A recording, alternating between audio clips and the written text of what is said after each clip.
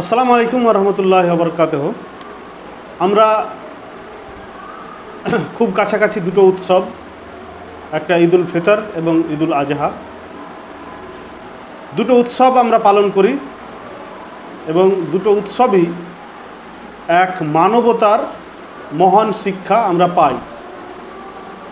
আমরা প্রতি বছর ঘুরে ফিরে রমজান আসে আমাদের মাঝে, তখন আমরা হাজারো কষ্ট করে দীর্ঘ 17-18 ঘন্টা নির্জলা উপবাস থেকে আমরা আমাদের ধর্মের যে আত্মসমর্পণ, আল্লাহর কাছে আত্মসমর্পণ, এটার পরিচয় দিয়ে থাকি।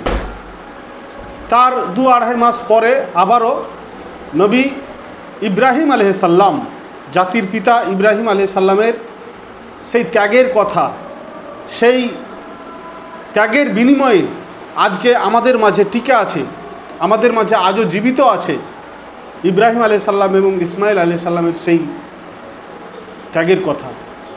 সেই ত্যাগ তিতিক্ষাকে আমরা পালন করি।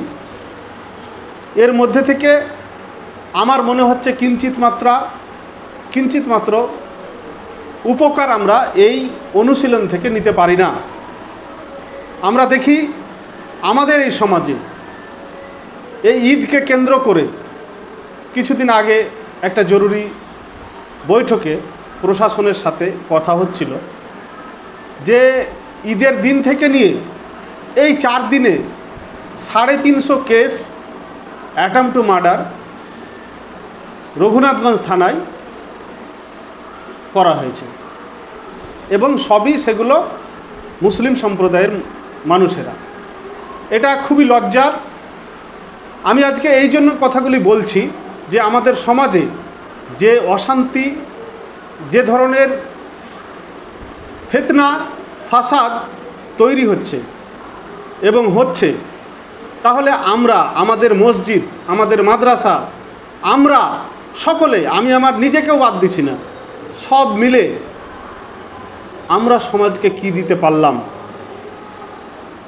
যে 5 দিনে 450 কেস অ্যাটেম্পট টু মার্ডারের মতো কেস, মাথা ফাটা, হাত ভাঙা, মানে খুন করতে উদ্বুদ্ধ হওয়া, এইরকম কেসগুলি হচ্ছে, ঘটনা ঘটছে। আমরা সোশ্যাল মিডিয়াতে এবং বিভিন্ন জায়গাতে আমরা দেখতে পাচ্ছি। আমি কোনো একটি ঘটনাকে কেন্দ্র করে বলবো না, সার্বিকভাবে বলবো, ছোট বড় মিলিয়ে বলবো। এই সমস্তগুলি যেগুলি হচ্ছে, এগুলির প্রতিধ্বনি পাওয়া যাচ্ছে যে মুসলমান সমাজের যে ধর্মীয় আচার অনুশীলন, এর মধ্যে থেকে মুসলিম সমাজ যে উপকৃত হওয়ার কথা ছিল সেই উপকার কিন্তু হচ্ছে না। এই বিষয়টি ভালো করে বুঝতে হবে। আমাদের ধর্মীয় অনুশীলনগুলোকে শুধুমাত্র আনুষ্ঠানিক ধর্মীয় অনুশীলন হিসাবে ব্যবহার করি, লোক দেখানো ব্যবহার করি। লোকে আমাকে সুফি সাধু আখ্যা দিবে, হাজি মাওলানা, নামাজি, হাফেজ ইত্যাদি নামের পেছনে বিশেষণ দেবে। এই উদ্দেশ্যে আমরা তবে কি আল্লাহর ইবাদত করি, আত্মসমর্পণের পরিচয় দিই? বড় দুঃখের বিষয়। আজকে একদিকে মুসলিম বিরোধী শক্তি আপনাকে ঘৃণা বিদ্বেষ ছড়িয়ে আপনাকে নিশ্চিহ্ন করার জন্য, আপনি যে খারাপ এটা প্রতিপন্ন করার জন্য প্রচেষ্টা করছে। তার সাথে সাথে আপনি নিজেদের মধ্যে 2 ইঞ্চি জায়গার জন্য, 1 হাত জায়গার জন্য, 1 ফুট জায়গার জন্য নিজেদের মধ্যে ভাই মারামারি কাটাকাটি করছেন। আমি জানি যে আপনারা পরিযায়ী শ্রমিক অনেকে আছেন, যে 1 বছর পর, কেউ 6 মাস পর, কেউ 3 মাস পর বাড়ি আসেন।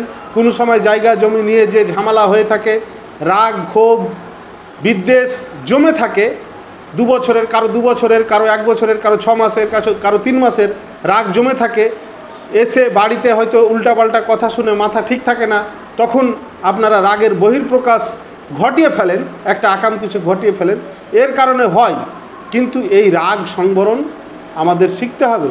তার জন্যই কিন্তু নামাজের অনুশীলন, তার জন্যই কিন্তু কুরবানির অনুশীলন, তার জন্যই কিন্তু রোজার অনুশীলন।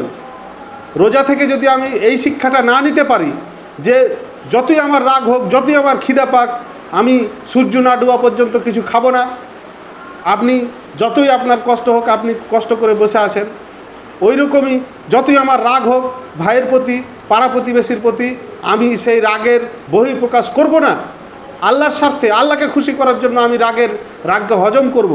এই অনুশীলন যদি আমাদের না থাকে, তাহলে পরে আমরা পৃথিবীর মধ্যে যে শ্রেষ্ঠ জাতি, শ্রেষ্ঠ ধর্মের উম্মত, শ্রেষ্ঠ নবীর উম্মত, শ্রেষ্ঠ ধর্মের অনুশীলনকারী, এ কথা প্রমাণ করতে ব্যর্থ হব।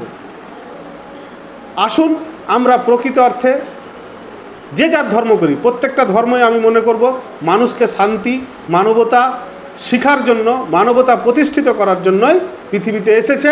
আর সেইগুলির মহাপুরুষরা, সেই ধর্মের পথ প্রদর্শকরা মানবতা প্রতিষ্ঠিত করার জন্যই কাজ করেছে। আসুন আমরা প্রকৃত অর্থে ধর্মীয় আচার অনুষ্ঠানগুলোকে শুধু আনুষ্ঠানিকভাবে পালন না করে নিজের জীবনে বাস্তবায়ন করি।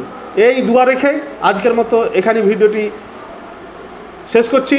দেখা হবে আবার অন্য কোনো ভিডিওতে। ততক্ষণ ভালো থাকবেন, সুস্থ থাকবেন। ধন্যবাদ। আসসালামু আলাইকুম।